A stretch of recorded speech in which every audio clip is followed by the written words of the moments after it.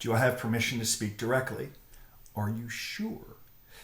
Every now and again, people will say, I wasn't expecting that. And my response is, you gave me permission to speak directly. Why would I placate or lie to you? When I was a defendant, people placated and lied to me. They stole from me. And not only did that hurt, my terrible preparation hurt, it led to a longer sentence. So we're on the phone. I'm going to tell you the truth. Are you open to listening and learning? Yes. I had that conversation yesterday with someone after I finished my round at Spyglass in Monterey. It was an incredible lifelong trip, fulfilled vision of going to play Pebble and these beautiful courses. I had to embrace the experience, the weather, and the expense. Wow, Pebble Beach ain't cheap. So following the round, we spoke, and I said, you are the king, like I was, of telling half-truths. He's like, how do you know? I'm like, dude, I'm 50. I've been doing this since I went to prison in 33. I was also a defendant. I know when someone's trying to spin me or tell me what I want to hear. What's the upside of that? I'm not the judge. I'm not the prosecutor. Doesn't it make more sense for you to tell me the truth as you understand it? It's part of the reason you have a terrible relationship with your lawyer, whom you blame. You haven't invested the time to really understand how you got here. How then can this lawyer advocate for you? He's like, man, you don't mince words. I'm like, no, I just walked 18 holes of golf at Spyglass. It wasn't the best round. I'm on vacation, and if we're going to speak, I'm going to help you. By the way, if I ever mention a story, I've been given permission to share the story in a YouTube short. Every now and again, I may use my discretion and change the name or the city, but suffice to say, the facts remain. So on this call, I said, dude, a lot of half-truths here. He's like, really? Give me an example. I said, let me give you an example from my case, because had I not spun half-truths and feigned ignorance to this fraud I helped create, things would have been better. Maybe I still go to prison, probably not as long. Let me give you an example. So I told him, I said, when I was a defendant, when I was a stockbroker, I attended a meeting with an 88-year-old executive. And let me tell you something. I'm about to tell you a story that is so embarrassing, so shameful, so disgusting. Totally, my behavior was totally different than the person my parents raised, than my coaches all the way through USC that held me accountable. So I can already tell you, whatever you did is not as bad as what I did as a 27-year-old stockbroker attending a meeting with my client, Keith, the hedge fund manager, and an 88-year-old investor. I assure you. So if by hearing what I did makes you feel more comfortable to speak more openly to me, but moreover your lawyer, then I hope it helps you. Let me get back to that half-truth. So I attended a meeting with an 88-year-old investor. My client Keith was there, the investor. The investor had an accountant with him and me. We're at this meeting, and prior to the meeting even starting, I knew that my client Keith had already lost this 88-year-old investor's money. The money was gone for years before I even met this 88-year-old person. You starting to hear the rationalization? The money was already gone when I shook this elderly person's hand. So we're in this meeting, and I hear my client Keith lie to this elderly investor, tell him that his $3 million is still intact. Rather than address the discrepancy, the lie, because I knew before the meeting started that my client's hedge fund had less than $1 million in it, I knew that he lost every penny that he raised. Initially, I kept quiet. Oh man, this is bad. I'm just like, why am I in this meeting? This is kind of uncomfortable. Oh, I know why I'm here. I'm 27. This guy pays $100,000 a month. There's a sense of loyalty and obligation that comes to someone who pays you so much in commissions. I'm going to sit there, hopefully say nothing.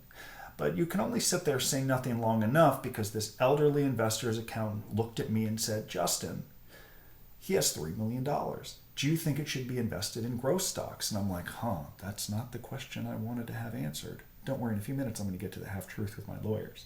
That's not really the question I wanted to have answered. It's the wrong question. How do I hedge my bet here? Well, Mr. Advisor, if it were me and I was 88, I wouldn't have all the money in basket of growth stocks. I'd have fixed income, right? He's 88 years old, doesn't have a ton of time left. Let's embrace that. Totally agree with you, Justin. Great advice. Will you help Keith, the hedge fund manager, reallocate the $3 million in a more conservative way? And I said yes, under the rationalization that I didn't want to be the one to deliver the news to this elderly investor that he had lost all his money. I didn't want the gravy train of commissions to end. Let's be very, very clear. And I convinced myself perhaps if this hedge fund manager had more time, he can make up the losses, right? So we've kind of gotten into the white collar crime pressures, the rationalizations, the opportunities, right? So eventually when I met with my lawyer, I did not know they had already met with the elderly investor. They had already spent time with Keith, my client, the hedge fund manager. They've met everyone. Okay. So my lawyers are like, well, tell me about this meeting. We're getting different stories here. I'm like, I can tell you exactly what happened. This was crazy. I attend this meeting with my client, Keith, the hedge fund manager, true. There's an elderly investor there, true. I knew this investor had invested with him years earlier. And by the time I shook this elderly investor's hand, all of his money was already gone. Nothing I was going to do or say in that meeting was going to hand him back his $3 million that was lost years earlier. All true. Lawyers are like, well, so you don't manage the money. No, how many times I got to tell you people I don't manage the money? Okay. Who is executing the trades? That's my client, Keith, the hedge fund manager. He executes the trades, not me. Now I'm like getting on a roll. Like, they're on my team. I love these lawyers. They're great. They're going to get me out of this. This whole thing is going to go away. This has been a big inconvenience. It's time for you to move on to more pressing cases.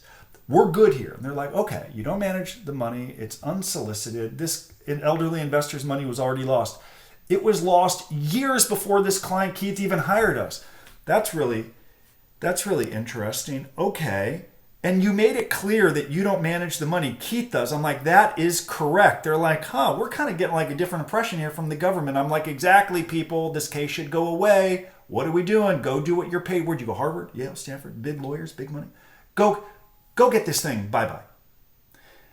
And then they go to the government and they essentially say that. Half-truths. Here's what they held out. Our client engaged in fraud. He didn't deliberately lie to this elderly investor, but by initially keeping his mouth shut and turning the other way, then when pressed, he did deliberately lie. He did give the impression the money still existed under the rationalization this hedge fund manager can make it back. Had I told the entire truth, one, why am I yelling at my own home? I don't know. One, it would have confirmed everything the government already knew. So I'd have more credibility just by confirming. Okay, they knew. Absolutely they knew. They have emails. They spoke to the elderly investor. They spoke to my client, Keith. Of course, they spoke to the advisor who was there. Of course they know. Giving me more credibility by owning it. And not only by owning it, it would have confirmed to them what they knew my role to be, which was a 27-year-old young stockbroker who somehow found his way into this meeting with a client who was paying him $100,000 a month and who was not really ready to make the right decision in that meeting. I really wasn't ready to tell this elderly investor, run, get out, your money's bye-bye, have a nice week, go sue him, good luck getting it back. But UBS isn't going to be responsible for this because the money's gone. We'll help you in any way we can. We're also going to fire this client because he's lying to you. Never came into my zero, zilch, none. And not until I went to prison, I began writing and learning and recalibrating and understanding how the terrible decisions I made never came into my mind.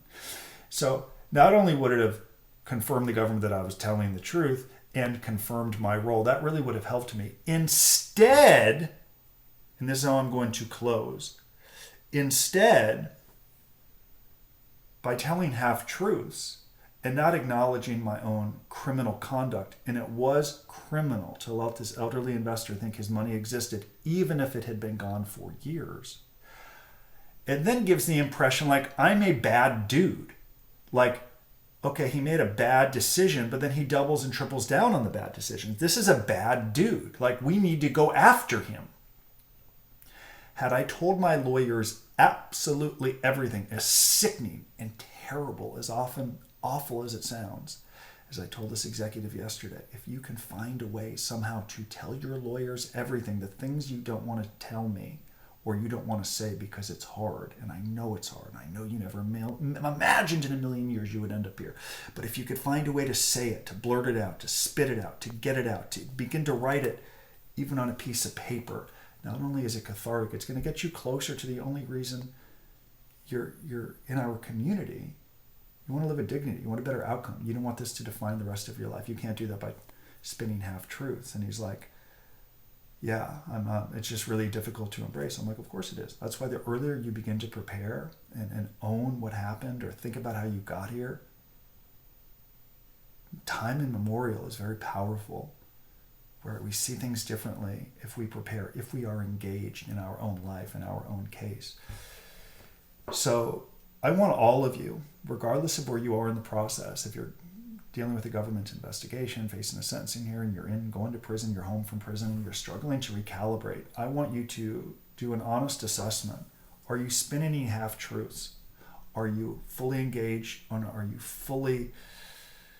Do you get what you did if you did it? Had I got what I did when I did it, my entire life would have gone differently. And I'm grateful for where I am at 50. I've learned a lot of lessons, and I'm grateful to have built a team that helps people. But it doesn't change that, like, I went to prison in part because of decisions I made, like telling half-truths to lawyers. I want all of you to do better. You're also going to endure throughout this video a little bit of few Pebble Beach videos. Shot my low round of the tournament. I shot an 82 at Pebble. Hard course, a lot of fun. Great friends, great friends. Welcome and thank you for coming into the White Collar Advice community. If you find value, please like, subscribe, and comment. We have some great videos coming out soon with some of the best criminal defense attorneys we have interviewed.